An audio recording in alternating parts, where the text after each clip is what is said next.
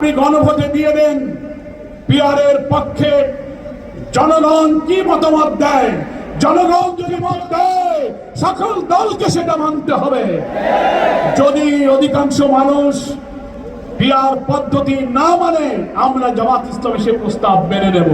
জাতির মতামত না নিয়ে পিআরকে উপেক্ষা করা যাবে না।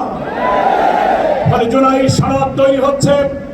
ঐক্যমত্য কমিশনের দীর্ঘ আলোচনার পরে যেসব সমরকাজ প্রস্তাব সবাই একমত হয়েছে সেগুলোই তো জুলাই চার্টারে অন্তর্ভুক্ত হবে এবং সেটার ভিত্তিতেই একটা গণভোট, একটা রেফারেন্ডাম হবে। তাহলেই লিগ্যাল এক্সপার্টরা বলেছেন জুলাই সনদের আইনি ভিত্তি তখন রচিত হবে।